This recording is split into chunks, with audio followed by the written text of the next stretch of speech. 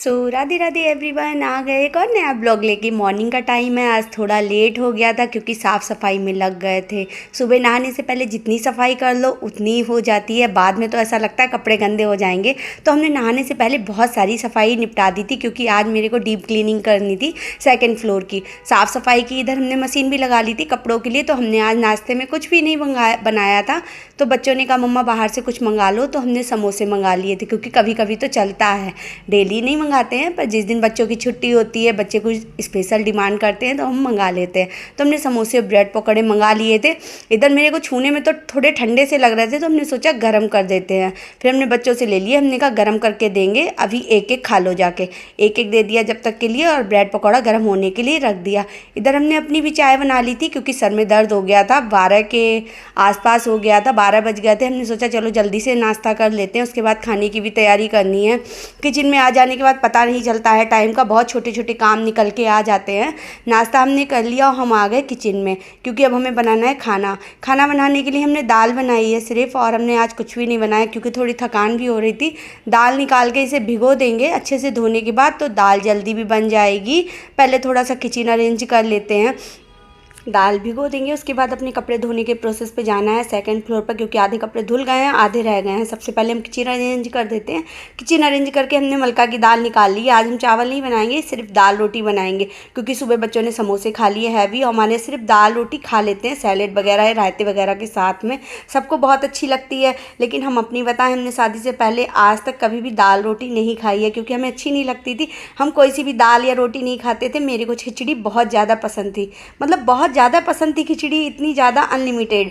तो कभी कभी मेरा खिचड़ी खाने का मन करता था तो मम्मा दाल चावल भिगो के बना के मतलब मिक्स करके दे देती थी।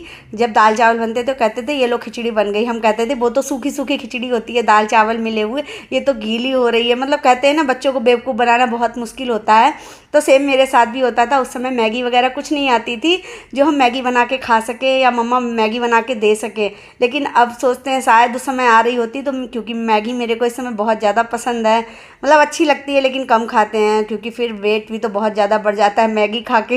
इसलिए जहाँ तक होता है इसे अवॉइड करते हैं। पसंद है, बस मिल जाती है तो खा लेते हैं, नहीं तो कोई ऐसी वो नहीं है कि खुद बना के स्पेशली अपने लिए खाओ। उस समय जब भूख लगती थी बचपन में, हमारे मन का खाना नहीं बनता था, तब तो हम खाते थे दूध में चीनी डाल के चावल डाल लेते थे या दूध में चीनी डाल के रोटी डाल लेते थे। मम्मा ये 2 ऑप्शन देती थी, कहती थी चीनी से चावल दाल दूध से चावल खा लो या दूध से रोटी डाल के खा लो, क्योंकि मैगी आती तो उस समय मैगी बन जाती थी। आजकल की मम्मा तो अगर बच्चों के मन का खाना नहीं होता है तो मैगी बना देती हैं।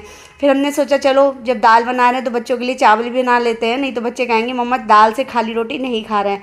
हमने कुछ सोचते हुए थोड़े से चावल भी भिगो दिए थे। लेकिन मैगी को हम बहुत वो करते हैं कि काश उस समय भी आ रही होती, तो हमारी मम्मा हमें दूध से चावल या दूध से रोटी नहीं खिलाती है। उस समय वो भी हम खा लेते थे, बहुत अच्छा लगता था। और पहले के टाइम की बात अलग थी, अब के टाइम की बात अलग है। अपना टाइम याद करते हैं तो बहुत मज़ा आता है, ऐसा लगता है काश वो टाइम फिर से लौट के आ जाए, क्योंकि बचपन के दिन जो होते हैं वो बहुत ज़्यादा अनमोल होते, कीमती होते हैं। हमारा चाहे कैसा भी बचपन हो, कम पैसे थे लेकिन बहुत उस बचपन में दम था। कहते हैं ना पैसे भले ही कम हो लेकिन बचपन में दम हो। तो हमारा बचपन, हमारा क्या मतलब सबका ही बचपन बहुत ज़्यादा यादगार रहता है सबके लिए, अपने अपने लिए। मतलब 8th क्लास तक तो हम लोग ऐसे रहते थे बिल्कुल बेफिक्रे होके, मतलब स्कूल जाना, फिर आके घूमना फिरना, खेलना कूदना, ये, और स्कूल में ही पढ़ाई होती थी, घर पे पढ़ाई भी नहीं होती थी।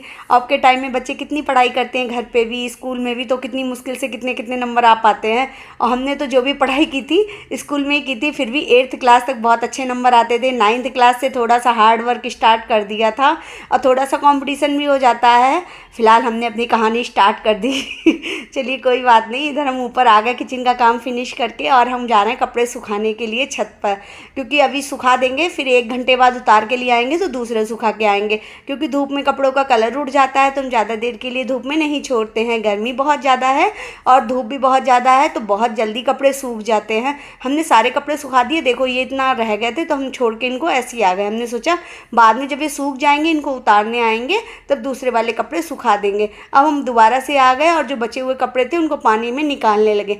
पानी में निकालने के बाद इस तरीके से, जब तक मशीन के ड्रायर में पानी नहीं डालते हैं ना, सेटिस्फेक्शन नहीं होता है कि हमारे कपड़े साफ़ हो गए हैं। 2-3 बार टब में डाल के पानी निकाल लेते हैं कपड़े, उसके बाद ड्रायर में कपड़े डाल देते हैं, फिर ऊपर से 1 बाल्टी पानी और डाल देते हैं कि हमारे सारे कपड़े साफ़ पानी में निकल गए हैं। जब तक देखते हैं ना पाइप से साफ़ पानी आना स्टार्ट नहीं होता है। कहते हैं ना, मतलब एक वो लगा रहता है कि मशीन के तो मशीन के रहते हैं, हाथ से जब तक पानी में ना निकालो। तो हमने वो भी ले जाके कपड़े सुखा दिए और कपड़े सुखा के हम नीचे आ गए। हमने सोचा चलो बच्चों के खाने का टाइम हो गया है तो रोटियाँ भी सेक लेते हैं। कपड़े सारे सूख गए थे हमारे, एक बार के छत पे पड़े थे, बाकी हम सारे उतार के लिए आए थे क्योंकि 3 बार में आज कपड़े सूखे हैं छत पे।